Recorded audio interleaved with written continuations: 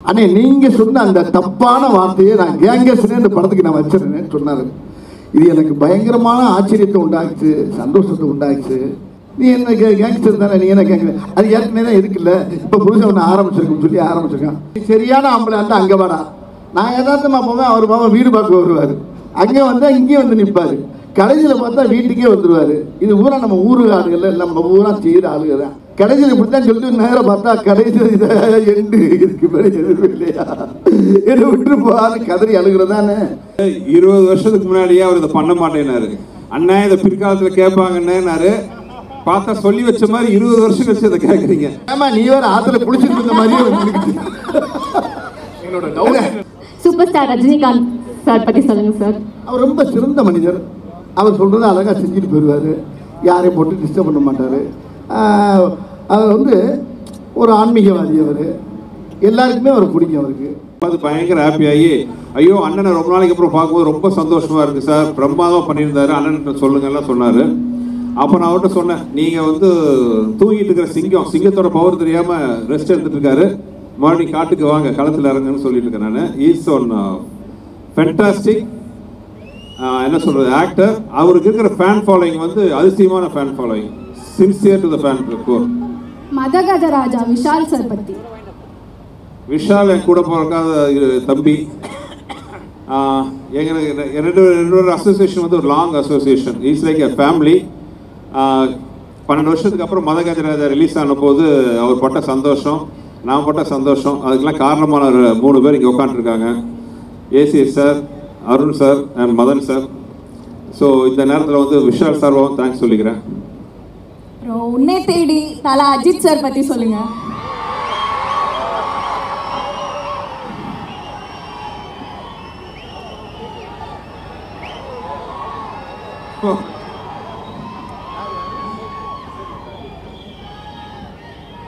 அவரு தான், நான் எதுவும் சொல்லவே தேவையில்லை. ஆக்சுவலாக நாங்கள் ஒர்க் பண்ணும்போது பார்த்தீங்கன்னா அவர் வந்து இந்த தலையாக உருவாகலை, அப்கமிங்கில் இருந்துட்டு தலைக்கான அந்த உருவாக்கத்தில் இருந்தார். பட் நான் அடிக்கடி சொல்கிற அதே வார்த்தை தான், இந்த ஹார்ட் ஒர்க். நான் பண்ணும்போது பார்த்தீங்கன்னா அவருக்கு சில உடல்நிலை கோளாறுலாம் இருந்துச்சு. அந்த நேரத்தில் வந்து அவ்வளோ கஷ்டப்பட்டு நடிப்பார். அவர் நடக்கும்போது பார்த்தீங்கன்னா, இன்ஃபேக்ட் நம்மளாம் நடக்கும்போது பார்த்தீங்கன்னா காலை கேஷில் நடப்போம். அவருக்கு என்னென்னா அப்போது உடம்பு பேக் போன் சின்ன பிரச்சனை இருந்ததுனால கால் வைக்கும்போது தரையை பார்த்தா தான் தெரியும் நம்ம கால் வச்சுருக்கோன்ட்டு. அந்த அளவு ஒரு கஷ்டமான பீரியடில் கூட பார்த்தீங்கன்னா டான்ஸ் பண்ணி ஃபைட் பண்ணி மிகப்பெரிய உழைப்பாளி. அவரோட உழைப்பு தான் வந்து அவர் இந்த உயரத்துலையும் இவ்வளோ மக்கள் அன்போட கொண்டாந்து உயரத்தில் வச்சுருக்கு. வைகை புயல் வடிவேலு சார் பற்றி சொல்லுங்க. வைகை புயல் வடிவேல் நிறையா இந்த படத்துலேயே நான் சொல்லுவேன். அதாவது இன்னும் எனக்கு ஆச்சரியம் தாங்களே, நான் அவர்கிட்ட தான் 20 வருஷமாக ட்ராவல். எங்களோட முதல் படம் வந்து 2003 ஆரம்பித்தோம், 2003-4. கிட்டத்தட்ட 20 வருஷமாக வந்து நாங்கள் எங்களோட கண்டினியூ ட்ராவல் போயிட்டுருக்கு. இன்னும் வந்து அவர் பார்த்து நான் வேந்துட்டு இருக்கேன், அதிசயப்பட்டுருக்கேன். ஒரு நடிகை இப்படி நடிக்க முடியுமா?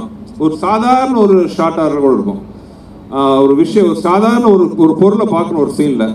ஆனால் இந்த மாதிரி ஒரு விஷயம் அவருக்கு தெரியாது என்னன்ட்டு, அதை பார்க்கணும். அந்த சீன் கூட இருக்குன்னு நினைக்கிறேன். அதுக்கு அவர் கொடுக்குற எக்ஸ்பிரஷன் லெஜெண்டுன்னு சொன்ன நடிப்பில் வந்து வடிவேலில் தான். ஒரு சாதாரண ஒரு சீன் நான் வந்து ஒரு 10% யோசிச்சு, வடிவேலில் இருந்தாருன்னா 10% யோசிச்சா போதும், மீதி 90% வந்து அவர் நடிப்பில் வந்து எங்கேயோ கொண்டு போயிடுவார். So is one master class for எல்லா ஆக்டர்ஸுக்குன்னு சொல்லலாம். லெஜெண்ட். அதாவது ஒரு மனிதன் வந்து இத்தனை வருஷமாக எல்லாத்தையும் சிரிக்க வைக்கிறதுக்கு வந்து சாதாரண விஷயம் கிடையாது. அவர் நடிப்பில் ஆக்சுவலாக வந்து நான் தான் அவருக்கு சொல்லுவேன், அவர்லாம் வந்து இன்னும் பல 100 வருஷம் இப்படியே இருந்து எல்லாத்தையும் சிரிக்க வச்சு சந்தோஷப்படுத்திட்டு. இந்த படம் நான் பண்ணும்போது எனக்கு ஒரே வருத்தமாக இருந்துச்சு. நாங்கள் ஒவ்வொரு சீன் நாங்கள் அப்படி ரசிக்கிறோம். ஆக்சுவலாக அந்த ஷூட் பண்ணும்போது நான் வந்து அங்கே டைரக்டராக இல்லை, நான் ரசிகனாக இருந்து பார்த்துட்டு இருந்தேன். எனக்கு என்ன வருத்தம்னா, அண்ணன் நடுவில் கொஞ்ச நாள் கொஞ்சம் கேப் எடுத்துக்கிறாரு. அந்த கேப்பில் அவங்க தான் இருந்திருந்தா இன்னைக்கு எத்தனை படம், எவ்வளோ காமெடி சீக்வன்ஸ்லாம் வந்திருக்கும் தமிழில், நம்மளாம் எவ்வளோ பார்த்து ரசிச்சுட்டு போட்டு அது ஃபீலிங்காக இருந்துச்சு. ஸோ இனிமேல் வந்து அண்ணன் டைலாக் தான் சொல்லணும், சிங்கம் மறுபடியும் களத்தில் இறங்கிருச்சு அப்படின்னு வரணும். Super super. ஓகே, அடுத்து நீங்கள் யாருக்கு? வணக்கம் சார். வணக்கம் சார்.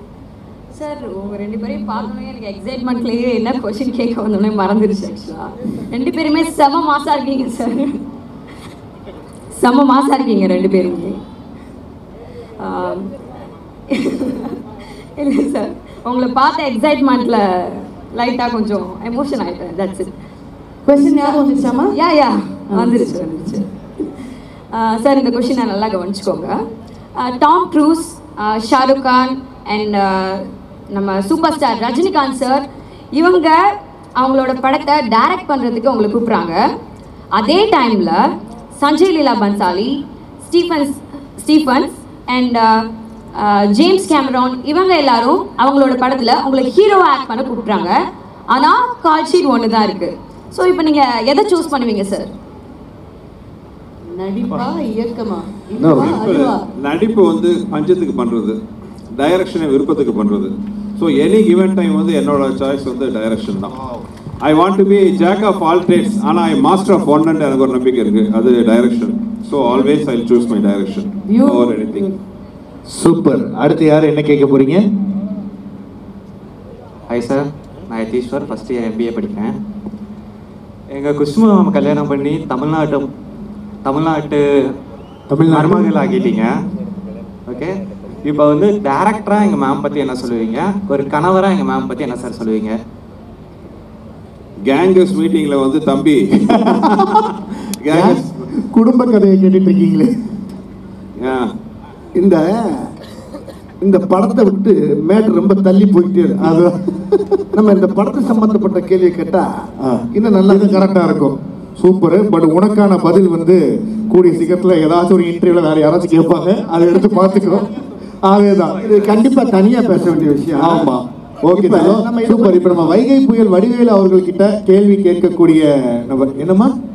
சுந்தர்சி சார் கேள்வி. நீங்க என்ன கேட்க போறீங்க? கேட்குறீங்க, கேளுங்க. ஹலோ சார், என் பேர் ஹரிணி ஜீவானந்தம், ஸ்ரீ லலிதாம்பிகை மெடிக்கல் காலேஜ்லேருந்து ஃபைனல் MBBS டாக்டர். நான் தான் டாக்டர். 2 நாளா வயிறு சரியில்லை டாக்டர், கொஞ்சம் பார்த்து சத்து உடனே ஏதாவது சரியில்லாம சொல்லுங்க டாக்டர். சொல்லுங்க. இப்போ பாகுபலி, பத்மாவத் அண்ட் பொன்னியின் செல்வன் போல பிரம்மாண்டமான படங்கள் எங்க சுந்தர் சார் கிட்ட இருந்து நாங்க எப்போ எதிர்பார்க்கலாம் சார்? அடுத்த வருஷம் கண்டிப்பா. கொஞ்சம் முன்னாடி ஆரம்பிச்சு சில காரணம் தள்ளி போச்சு. அடுத்த வருஷம் கண்டிப்பா பிளானிங் பண்ணுவோம். Thank you sir. சூப்பர். ஓகே, அடுத்து எல்லாம் கேட்டீங்களா? வாங்க ஐயா. என்ன இந்த விழாவுக்கு உங்களுக்கு சம்பந்தமே இல்லாமல் அங்கே நின்றுக்கிட்டு இருக்கீங்க? வாங்க கேளுங்க. சார், என்னோட பேர் கிரண் செல்வன், நான் MSc Viscom ஃபைனல் இயர் படிக்கிறேன்.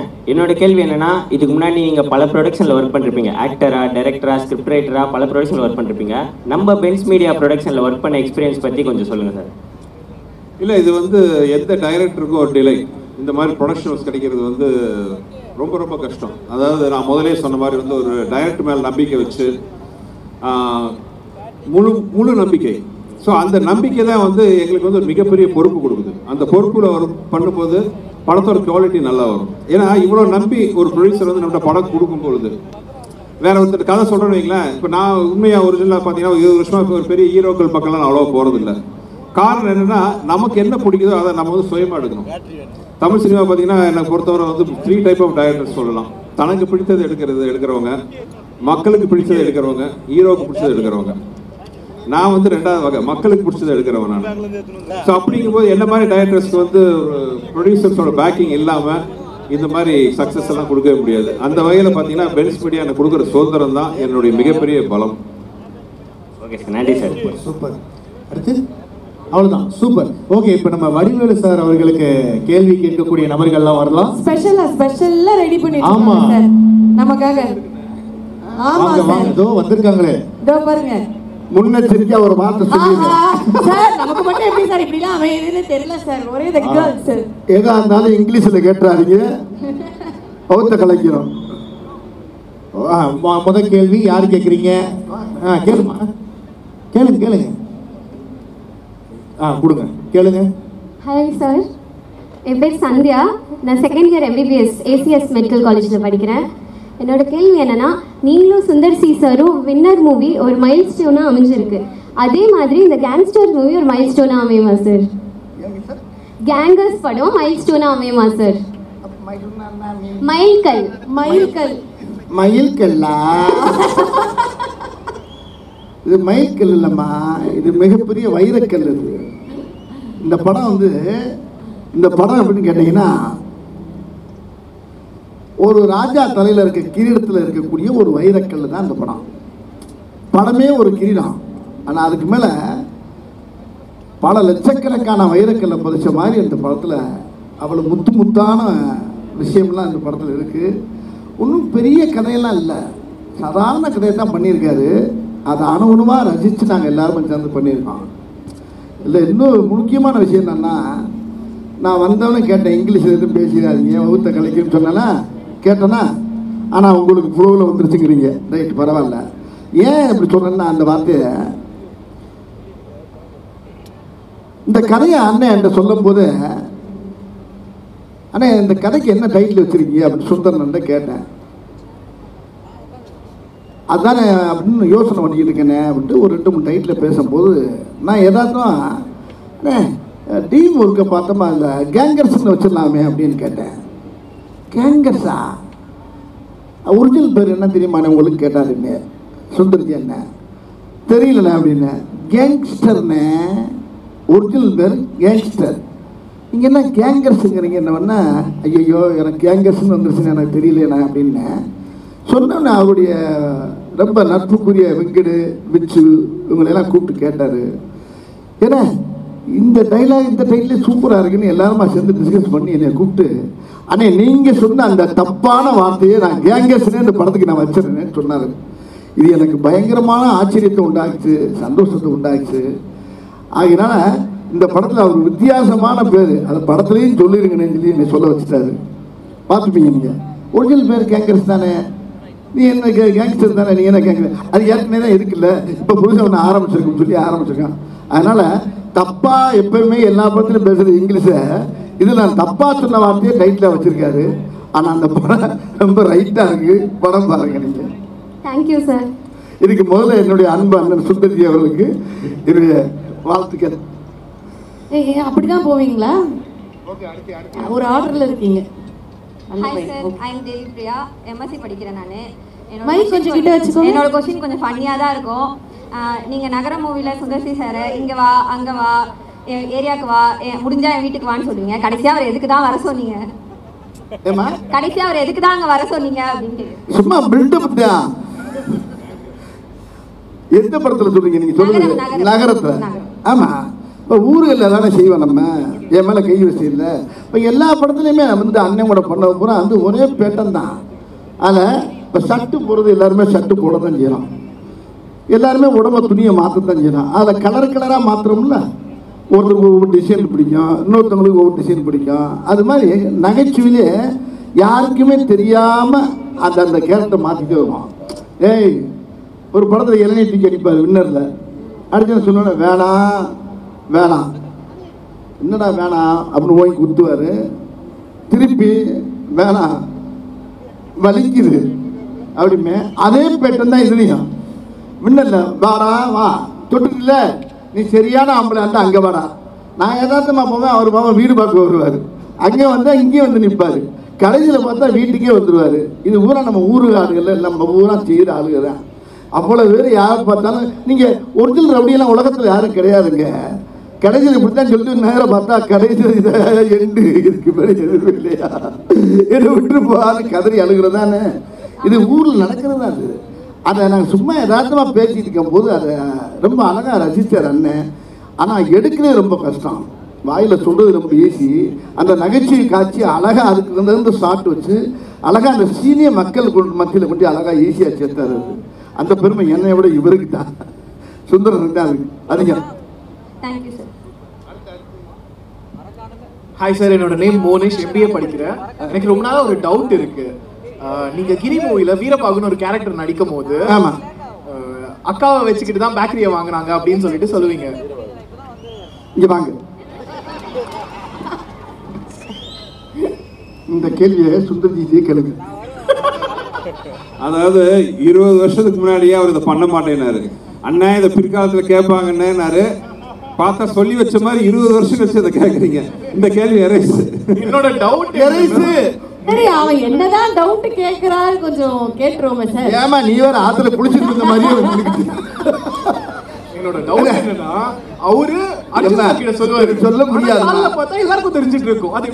அது எப்படி சொல்ல அர்ஜுன் சார் கிட்ட வந்து அவர் சொல்லுவாரு, இந்த மாதிரி அக்கா வச்சுதான் பேக்கரி வாங்கினப்பா அப்படின்னு சொல்லிட்டு. ஆனா காலைல பார்த்தா எல்லாருக்கும் தெரிஞ்சுட்டு இருக்கும், ஏலே நீ அக்கா வச்சுதான் பேக்கரி வாங்கினவே அப்படின்னு சொல்லி கதவு தட்டுவாங்க. அது எப்படி இந்த நேரத்துல அதை விட்டுருங்கப்பா, நாடு நகரம் சரியில்லாம இருக்கு நீ. ஆனா என்னென்னவோ கேட்கலாம், எப்படி ஒரு கேள்வி கேட்டிருக்க பத்தியா நீ? எங்க சிந்தனை இங்க போயிருக்கு. நல்லா வருவேன் மேன், சூப்பரா வருவேன். சும்மா ஜாலியா பேசுற டைலாக், அது ஒண்ணுமே இல்ல. அந்த கடையில அந்த இடத்துல தேவைப்பட்டுச்சு. யாருப்பா அது கண்ணாடி போட்டது? ஓகே, அந்த கடையில அந்த இடத்துல தேவைப்படுச்சு. இருந்தாலும் அண்ணன் நீங்க சொல்லுங்கண்ணே, அது எப்படி சார் தெரிஞ்சது? இல்ல அது என்னன்னா தெரியும், அந்த அது வந்து படம் பிடிக்கிறாங்க. அது ஒரு சின்ன கதை. என் ஃப்ரெண்ட் ஒருத்தர் இருந்தார், அவர் டெய்லி வந்து என்ன விஷயம் சொன்னார், சுந்தர் யார்ட்டையும் சொல்லாத, காலையில் டெய்லி என் வீட்டுக்கு ஒரு காக்கா வந்து உட்காருது, அதுக்கு நான் சிம்சன் பேர் வச்சு டெய்லி வந்து நான் போய் சாப்பாடு கொடுத்தா சாப்பிட்டு போகும், நானும் மிஸ்டர் சிம்சன் ஃப்ரெண்ட் ஆகிட்டோன்னு சொன்னார். இது எனக்கு பயங்கர சிரிப்பாக இருந்துச்சு. நைட்டு பேசுனது, நைட்டு போய் எல்லாம் என் ஃப்ரெண்டுக்கு சொல்லிட்டேன். அடுத்த நாள் காலையில் அவருக்கு ஃபோன் பண்ணி என்ன மிஸ்டர் சிம்சன் சிம்சன் கலாட்டா பண்ணாங்க. அதுதான் இங்க வந்துச்சு. சந்தேகம் தேச்சா போச்சா? இல்ல பட் அந்த டீலிங் எனக்கு ரொம்ப பிடிச்சிருச்சு.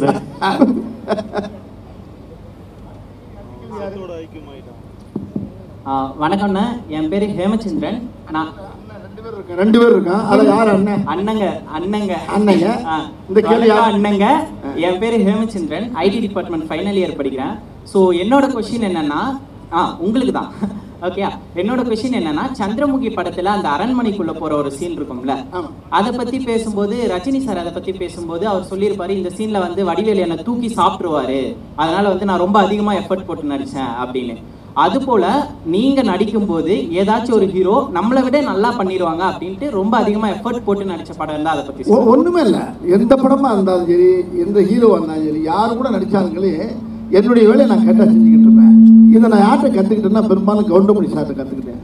அவர் யாராக இருந்தாலும், எந்த ஹீரோவாக இருந்தாலும் அவர் பாட்டுக்கு அப்படியே டாப் வாங்கில போயிட்டே இருப்பார், டாப் கியரை போட்டு. அதே மாதிரி நாயேஷ் அதான் பண்ணுவார்.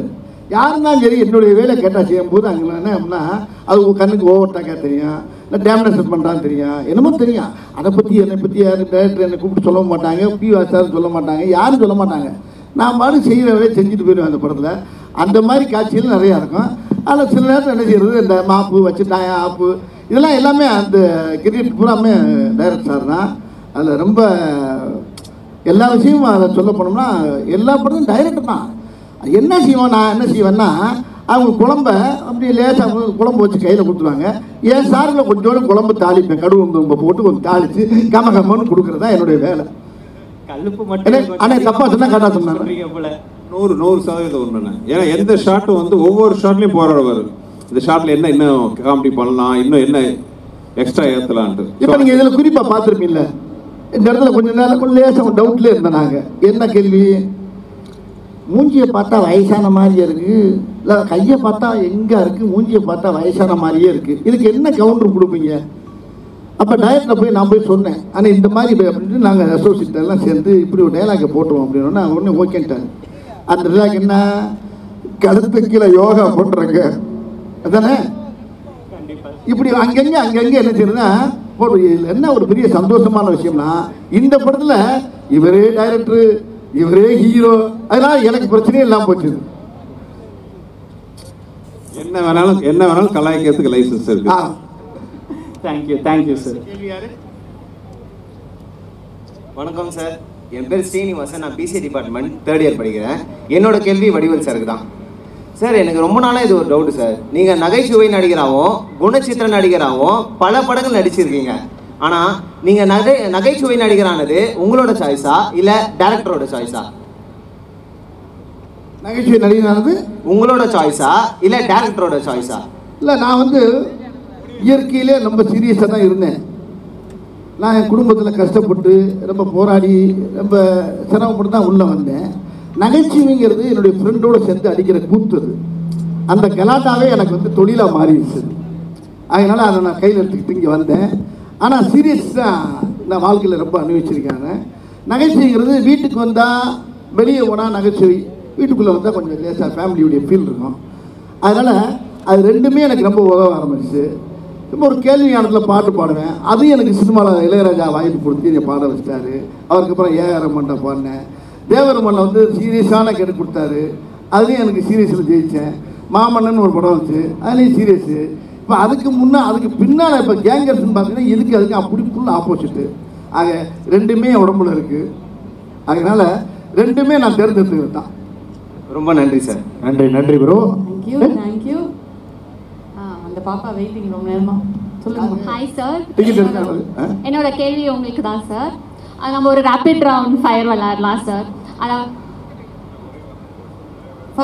Fire round sir. Rapid round fire sir. அப்படின்னா நான் ஒரு கேள்வி கேட்குறேன்னா உங்களுக்கு தோன்ற ஆன்சரை நீங்கள் டக்குன்னு சொல்லலாம் சார்.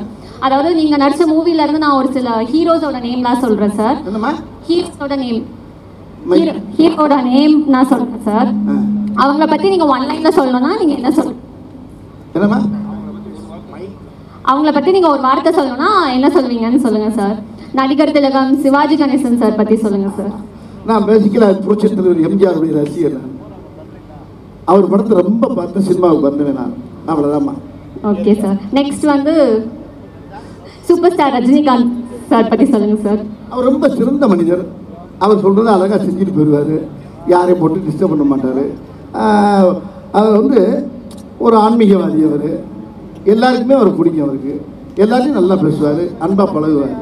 Okay sir. நெக்ஸ்ட் வந்து பிரபுதேவா மாஸ்டர் பற்றி சொல்லுங்கள் சார். அவன் வந்து வகுத்துல பிறவிலே கர்ப்பப்பையிலே நடனம் ஆடினவர். அவர் என்ன அப்படி அருமையான ஒரு பிறவி. அவர் நல்ல ஒரு தெய்வ ஆன்மீகவாதி, எல்லாருக்குமே பிடிச்ச ஒரு ஆள். ஆமாம், பெரும்பாலும் அவர் தரையில் ஆடி நான் பார்த்தது இல்லைம்மா, டாப்பில் ஆடி தான் பார்த்துருக்கேன் அவரை. அப்படி ஒரு பிறவி கலைஞர். அவரை பற்றி சொல்கிறதா இருந்தால் நிறையா இருக்குது. இதுக்கு மேலே இப்போதைக்கு போதும் சார். லாஸ்ட் கொஸ்டின், துபாய் குறுக்கு சந்தை பார்த்திபன் சார் பற்றி சொல்லுங்கள் சார். அவர் அவர் கூட அடுத்த காம்பினேஷன் சீக்கிரம் பண்ணுவேன்னு நினைக்கிறேன். அவர் கூட சேர்ந்து நடிக்கிற மக்கள் ரொம்ப எதிர்பார்க்குறாங்க. விரைவில் நீங்கள் எதிர்பார்ப்பீங்க. அவர் அருமையான வந்து அதாவது மம்பளுக்கு இருக்குன்னே வந்தவர் என்கிட்ட திரையுலகத்தில். அருமையான அற்புதமான கலைஞன். அவர் கூட நடிக்க போகிறதுன்னு நினைக்கும் போது பெருமையாக இருக்கு எனக்கு. Thank you sir. Thank you so much. Thank you sir. Thank you. Yeah, the last question வந்து லாஸ்ட் क्वेश्चन அது வந்து மேடம் வந்திருக்காங்க. ஆமா, எல்லாரும் சார்பாகவும் கேட்கறதுக்காக வந்திருக்கோம். சுந்தர் சி சாருக்கு இந்த क्वेश्चन. சார், நெக்ஸ்ட் வீக் நம்ம கேங்கர்ஸ் படம் ரிலீஸ் ஆக போகுது. எங்களுக்காக இங்கே நீங்கள் வந்திருக்கீங்க எல்லாருமே சேர்ந்து. ஸோ எங்களுக்கு ரொம்ப பெருமையாக இருக்குது. நீங்களும் வடிவேல் சாரும் சேர்ந்து நடிச்சிங்கன்னா அந்த படம் வேறு லெவலில் இருக்கும். ஸோ எங்களுக்காக எக்ஸ்க்ளூசிவாக, எங்களுக்காக அடுத்த வாரம் தான் படம் வரப்போகுது, எங்களுக்காக எக்ஸ்க்ளூசிவாக 2 சீன்ஸ் நீங்கள் ரிவீல் பண்ண முடியுமா? பாட்டு இல்லாமல் நாங்கள் சொல்கிறத விட அந்த சீன் பார்த்துட்டா பெட்டராக இருக்கும். பாருங்கள், இங்கே ஸ்பெஷலாக வந்து நம்ம ACS medical college, MGR medical college எல்லா நம்ம ஸ்டூடெண்ட்ஸுக்காக நம்ம இருக்கிற ஆசிரியர் பெரியவர்கள் எல்லாருக்கும், ப்ரொஃபஸர்ஸ், ஸ்டூடெண்ட்ஸ் எல்லாருக்காகவும் ஃபர்ஸ்ட் டைம் அந்த சீன் நீங்கள் பாருங்கள். Thank you sir. Thank you so much. So here is an exclusive scene. Yeah. Sneak peek from Gangers.